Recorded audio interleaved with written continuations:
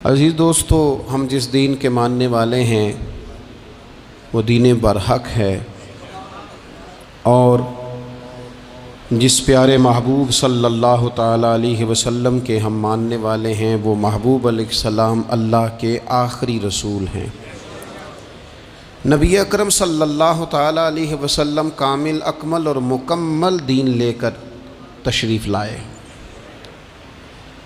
اب یہ دین اسلام ایسا مضبوط، ایسا مستحکم دستور حیات ہے کہ قیامت تک اسی دین کا سکہ چلے گا۔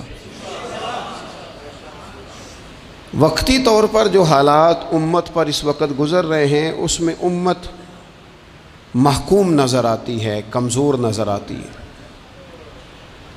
اور ہم دیکھتے ہیں کہ غیروں کا رعب بھی ہمارے حکمرانوں کے چہروں اور ان کے لہجوں پر نظر آتا ہے۔ جو قومیں کسی کا رعب اختیار کرتی ہیں، کسی شخص کو اس طرح کا بڑا جانتی ہیں کہ احساس کمتری کا شکار ہو جاتی ہیں، وہ اپنی آنے والی نسلوں کو کبھی مضبوط نہیں کر پاتی۔ ہمارے مزاجوں میں اور ہمارے روزمرہ کے معاملات میں کچھ چیزیں اس طرح کی رکھ دی گئی ہیں کہ لوگ احساس کے نیچے دبتے چلے جا رہے ہیں۔ برادریزم ایک بہت بڑا ایشو رہا ہمارے ہاں۔ میں بڑی درد کے ساتھ یہ بات عرض کیا کرتا ہوں کہ زیادہ گناہ اور زیادہ جرم اس بندے کا نہیں جو اپنی برادری کو بڑا سمجھتا ہے، بلکہ زیادہ مجرم وہ ہے جو اپنی برادری کو چھوٹا سمجھتا ہے۔ اس نے کیوں اپنے اندر احساس کمزوری پیدا کیا؟ اس کو کیوں ضرورت پیش آئی یہ کہنے کی کہ میں کسی کمزور قبیلے سے تعلق رکھتا ہوں؟ اسے کھل کے کہنا چاہیے تھا کہ میں بھی جناب آدم کا بیٹا ہوں۔ اسے کھل کے کہنا چاہیے تھا کہ میں بھی رسول رحمت کا غلام ہوں، میں بھی اللہ کا بندہ ہوں۔ کھل کر بات کرنی چاہیے۔ احساس کے نیچے دب جانا، پریشان۔ پھر اسی طرح کا معاملہ امیری غریبی کا ہے۔ غربا کیوں یہ سمجھ بیٹھتے ہیں کہ جس کے پاس پیسے زیادہ ہیں شاید فضل بھی زیادہ اسی کے پاس ہے؟ کیوں اس احساس سے باہر نہیں آتے؟ اگر دولت بہت اعلیٰ ہوتی نا اور بڑی ہی قیمتی ہوتی تو سب سے زیادہ سیدہ فاطمہ زہرا کے گھر میں ہوتی، سب سے زیادہ تجوریاں سیدہ عائشہ صدیقہ کے پاس ہوتی، لیکن یہ زیادہ قیمتی نہیں تھی، اس لیے دروازہ رسول پہ بھی نہیں تھی۔ تو اسی طرح کا معاملہ کچھ لوگوں کا ہے۔ میں نے اپنی زندگی میں یہ دیکھا ہے کہ مذہبی ماحول سے وابستہ لوگ کئی دفعہ بڑے پریشان ہو جاتے ہیں کہ میں تو مولوی صاحب ہوں، اور محلے کا مولوی بنا کے جب کسی کو رکھا جاتا ہے تو بیچارہ ویسے بھی پریشان ہو جاتا ہے۔ اس کی ذمہ داری ہوتی ہے کہ تو نے وقت پہ جنازہ پڑھانا ہے، ٹائم پہ کول پہ آ جانا، 10ویں پہ وقت پہ پہنچنا، غیر حاضر نہ ہونا۔ کچھ جگہوں پہ یہ بھی رواج ہے کہ جناب آپ کو 7 دن اور 10 دن مسلسل بیٹھنا ہے اور پڑھائی کرنی ہے۔ وہ آہستہ آہستہ آہستہ آہستہ بچے احساس کا شکار، یعنی قرآن شریف پڑھنے والے بچے اور کتاب و سنت کی تعلیم حاصل کرنے والے بچے، لیکن انہیں یہ کہا جاتا ہے کہ چلو فلانی جگہ قرآن پاک پڑھنے چلتے، قرآن پڑھنے جا رہے ہیں۔ قرآن انقلاب کی کتاب ہے، قرآن بندے کو عروج دیتا ہے، لیکن ان بچوں کی ذہنی ساخت یہ بنائی جا رہی ہے کہ چلو قرآن پاک پڑھنے چلتے ہیں، وہاں بریانی ملے گی کھانے کو، گوشت ملے گا کھانے کو۔ شکایت ہے مجھے یا رب خدا بندان مکتب سے، سبق شاہی ہے بچوں کو دے رہے ہیں خاک بازی کا۔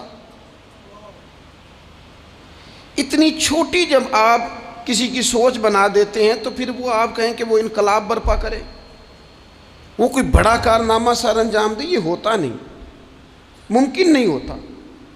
جب آپ آہستہ آہستہ کر کے احساس کمزوری کے نیچے دبتے چلے جاتے ہیں، دبتے، حالات خراب ہو جاتے ہیں۔ ہمارے بزرگ ہمیں کہا کرتے تھے کہ مولوی ہونا کوئی تانا ہے، اور ہم نے حالات بدلتے دیکھے۔ ایک ٹائم ایسا تھا کہ مولوی ہونا لوگ تانا سمجھتے تھے، ہمیں بھی کہا مولوی صاحب ادھر آئیں۔ آپ کو دیانتداری سے کہتا ہوں ہم نے وہ دور بھی انجوائے کر کے گزارا ہے جے کسی ایک باری مولوی آکھیا ہے تو انہوں آکھے یارے کوئی پریشانی والی گل ہے، شکر ہے اسی مولوی ہیں، یہ کوئی پریشانی ہے؟ آپ کیوں پریشان ہو گئے؟ مولوی کسی تانے مینے کا نام ہے۔ اور پھر وہ جو کل تک کہہ رہا تھا نا کہ او ہو تسی تو مولوی بن گئے ہو، پھر ہم نے وہ دور بھی دیکھا، اس نے کہا یار 2 منٹ کھڑا ہو تیرے ساتھ تصویر بنانی ہے، وہ دور بھی دیکھا، یہ دور بھی دیکھا۔ تھوڑا سا نا اپنی زندگی کے اندر خودداری، عزت نفس، وقار، اسلام عروج دیتا ہے بندے کو۔ مسلمان تیزی سے دبتے چلے جاتے ہیں۔ ملک شام کا بندہ آ گیا حضرت عمر کو ملنے، اس نے آتے ہی پوچھا تمہارے بادشاہ کا محل کہاں؟ انہوں نے کہا جی ہمارے بادشاہ کا محل نہیں ہوتا، ہمارے ہاں لوگوں نے سمجھ لیا نا کہ روب شاید کپڑوں کا ہوتا ہے، روب شاید گاڑیوں کا ہوتا ہے، بنگلوں کا ہوتا ہے، بہت بڑی کوٹھی کا روب ہوتا ہے۔ اور نہیں بھائی، روب تو بندے کے کردار کا ہوتا ہے، اس کے افکار کا روب ہوتا ہے، روب اس کے اونچے خیالات کا ہوتا ہے۔ کہاں ہے آپ کے بادشاہ کا محل؟ تو نے کہا محل شہل تو کوئی نہیں، مسجد میں ہوں گے امیر المومنین۔ بندہ کہتا ہے میں سوچ میں پڑ گیا کہ جس کے نام سے میرا بادشاہ کانپتا ہے وہ مسجد میں ہوگا، گن مین ہی کوئی نہیں، ہٹو بچو ہی کوئی نہیں، ادھر ادھر ہی کوئی نہیں، پہرے دار ہی کوئی نہیں۔ مسجد میں جا کے پوچھا جناب عمر، کہنے لگے ادھر ہی تھے۔ کدھر ہیں بھئی حضرت؟ وہ کدھر ہیں بھئی؟ ادھر ہی تھے۔ کہنے لگا میں حیران ہو گیا کہ یہ بادشاہ کی بات ہو رہی ہے۔ ایک صاحب کہنے لگے وہ کھجوروں کے باغ کی طرف جا رہے تھے، کہتے میں کھجوروں کے باغ میں گیا تو ایک بندے سے پوچھا امیر المومنین، کہنے لگا وہ سامنے کی طرف جا رہے تھے، ادھر گیا۔ ایک بندے سے پوچھا کہاں ہے وہ شخص اس کی 24 لاکھ مربع میل پہ حکومت ہے؟ کہاں ہے وہ شخص جو مدینے میں بیٹھ کے نعرہ لگاتا ہے تو کیسر و کسرا کانپ جاتے ہیں؟ وہ بندہ کدھر ہے کہ جس کی بات جگہ جگہ ہوتی ہے، جس کا تذکرہ سنا ہے کہ اسے دیکھ کے شیطان بھی رستے بدل جاتا ہے؟ انہوں نے کہا وہ دیکھ رہے ہو کھجور کے درخت کے نیچے کنویں کے ساتھ مٹی کا ڈھیلا تکیے کی جگہ رکھ کے وہ جو تامت باندھے کرتا پہنے سویا ہے وہی تو فاروق اعظم ہے۔ وہ شخص کہتا ہے عمر سوئے تھے۔ شیر سویا بھی ہو تو اس کا روب ہوتا ہے، شیر جو ہوتا ہے، شیر کبھی سو بھی جائے نا تو لوگ پھر بھی خوف کھاتے ہیں، اور اس کے جاگنے کا خوف کھاتے ہیں کہ یہ کہیں جاگ نہ جائے۔ شیر جو ہوا، کہتے ہیں حضرت عمر سوئے تھے پر میں قریب گیا تو میرے وجود پہ روب طاری ہو گیا، روب، اور میری زبان سے بے ساختہ یہ جملے نکلے کہ عمر تو انصاف کر کے سویا ہے نا، تو مٹی کے ڈھیلے پہ بھی تجھے سکون کی نیند ہے۔ خودداری، وقار، عزت، یہ احساس کمتری سے باہر نکلیں۔ ہم نے اپنے بچوں کو مسل ڈالا ہے، وہ تسی ماڑے دے بچے ہو، تسی تو نہیں نہ آگے جا سکتے، وہ اسی غریب لوگ ہیں بیٹے تو فلانے کے ساتھ نہ جایا۔ ہم نے اپنے بچوں کی خواہشات تباہ کر دی، کمزور کر کے رکھ دیا، انہیں بار بار سکھایا ہم نے۔ خوددار تھا وہ باپ جس کی تھوڑی سی آمدن تھی پر وہ گرمیوں میں اپنے پتر سے کہتا تھا پتر بڑولے میں دانے ڈال دیے ہیں، تمہاری ماں نے مرتبان میں اچار ڈال دیا ہے، لو اب ساری گرمیاں پرواہ کوئی نہیں۔ وہ خوددار لوگ تھے۔ لیکن آج یہ دین غالب ہونے کے لیے آیا ہے، مسلمان نے غالب ہونا ہے۔ یہ تھوڑا اپنی ذات سے اٹھ کر جب سوچے گا نا، بڑی بات کرے گا، بڑی سوچ پیدا کرے گا، بڑا اس کا مزاج ہوگا، کھلا اس کا دل ہوگا، تو پھر نا یہ ذرا سر اٹھا کے جیے گا۔ قرآن مجید کی جو آیہ کریمہ میں نے تلاوت کی، اللہ کریم نے فرمایا هو الذی ارسل رسولہ بالہدی ودین الحق، فرمایا وہ قادر مطلق ہے جس نے اپنے رسول کو ہدایت اور حق دے کے بھیجا ہے۔ دو چیزیں دے کے بھیجا ہے، ہدایت اور حق۔ کتاب ہدایت اور حق حضور لے کے آئے۔ کس لیے بھیجا ہے؟ کہ نیرا تسبیح پڑھیں اور سو جائیں، نیرا جناب عبادت کریں اور آرام کریں، نیرا جناب تلاوت کریں اور آرام کریں، نہ۔ هو الذی ارسل رسولہ بالہدی ودین الحق، وہ رب ہے جس نے اپنے نبی کو، اپنے رسول کو ہدایت اور حق دے کے بھیجا ہے۔ کیوں؟ کہ لیظہرہ علی الدین کلہ، تاکہ اس دین کو تمام دینوں پر غالب کر دے، اس کو غالب کرے، ہر دین پر یہ دین چھا جائے، وَلَوْ كَرِهَ الْمُشْرِكُونَ، اگرچہ مشرکوں کو یہ بات بری ہی لگے، نا پسند آئے، کسی کو نہیں آتی، لیظہرہ علی الدین کلہ، یہ دین غالب ہونے کے لیے آیا۔ غالب، تو نماز بھی پڑھ، عبادت بھی کر، لیکن یہ بھی خیال رکھ کہ دنیا میں نماز والے نبی کا نظام بھی قائم کرنا ہے۔